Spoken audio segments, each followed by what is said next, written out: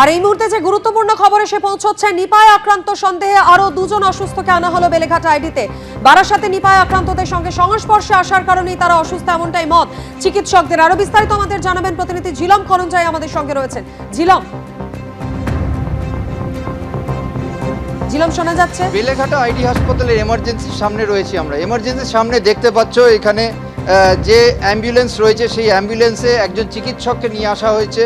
তিনি বর্ধমানের সরকারি চিকিৎসক তেমনটাই জানা যাচ্ছে।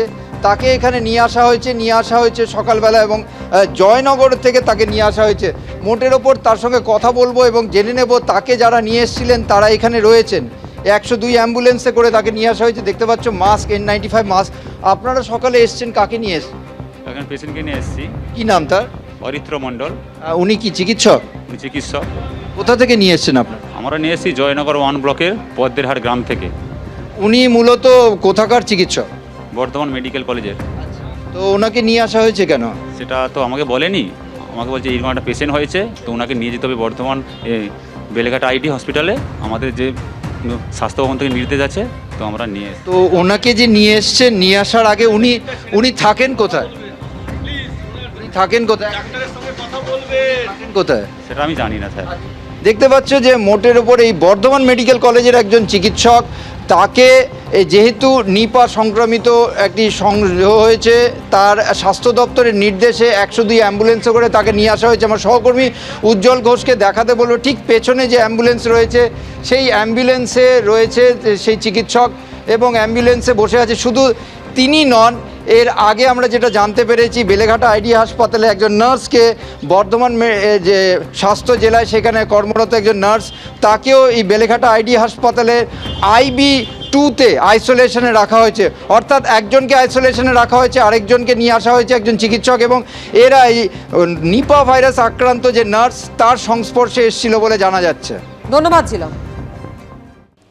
বছরের শুরুতেই নিপা ভাইরাস নিয়ে রাজ্য জুড়ে নতুন করে উদ্বেগ ছড়ালো। একজন মহিলা এবং একজন পুরুষ নার্স নিপায় আক্রান্ত হয়েছেন।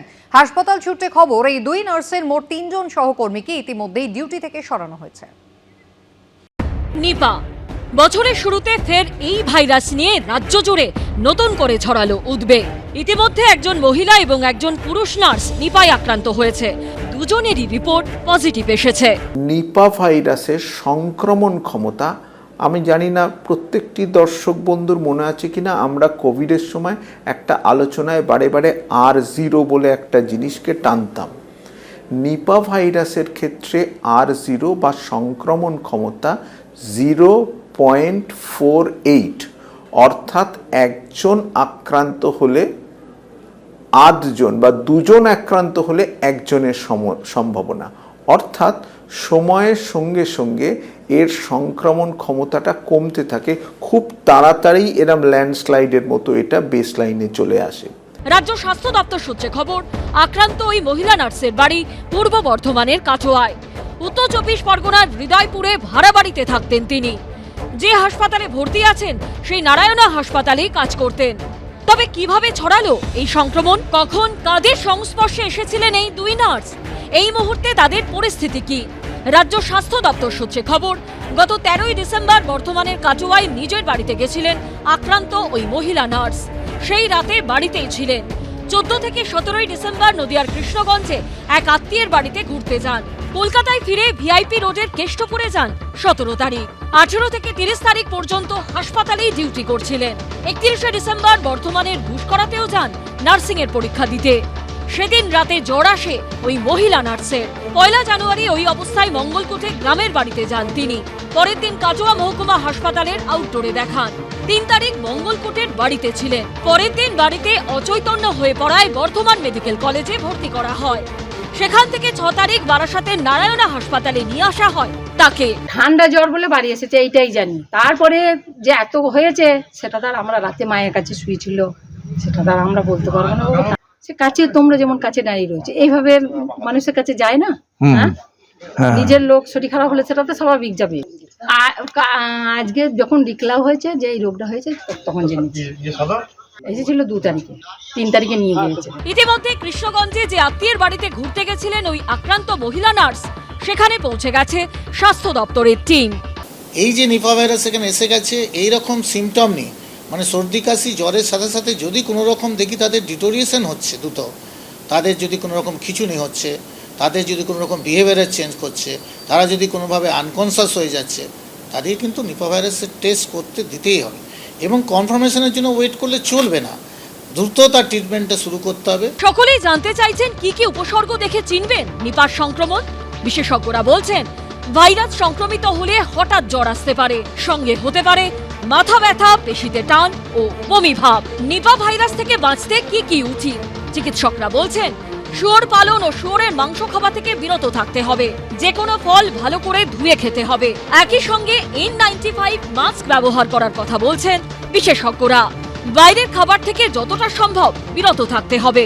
এই ভাইরাসের প্রথম হদিশ মেলে 1998 সালে। ভাইরাসের ব্যাপক সংক্রমণ হয় মালয়েশিয়ার শুয়োর প্রতিপালকদের মধ্যে। অসংখ্য মানুষের মৃত্যু হয় মালয়েশিয়ার নিপা গ্রামে। সেই গ্রামের নামেই ভাইরাসের নামকরণ করা হয়। 2001 সালে শিলিগুড়িতে প্রথমেই ভাইরাসে আক্রান্ত হন বহু মানুষ, মৃত্যু হয় অনেকের। বিশেষজ্ঞরা বলছেন বাংলাদেশে প্রচুর মানুষ প্রতি বছর নিপা ভাইরাসে আক্রান্ত হন।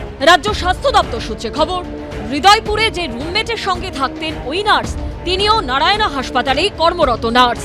আক্রান্ত নার্সের সঙ্গে ক্লোজ কন্ট্যাক্টে থাকা ওই রুমমেট ও তার বাবা মাকেও আইসোলেশনে রাখা হচ্ছে। এই ভাইরাস নিয়ে উদ্বেগের কারণ কি?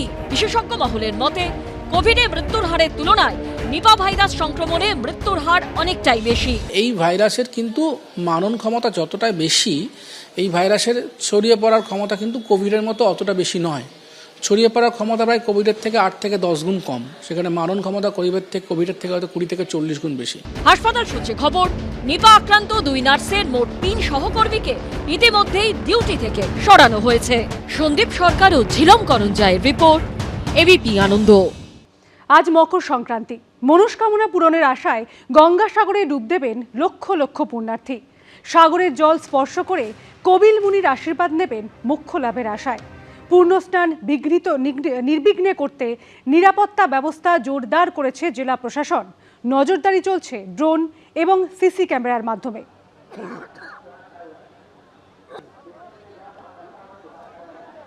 দূর দূরান্ত থেকে মানুষ আসে এই গঙ্গা সাগরে পুণ্য স্নান করবার জন্য। সাগরের জল স্পর্শ করে তারা কপিল মুনির আশীর্বাদ নেন মোক্ষ লাভের আশায়।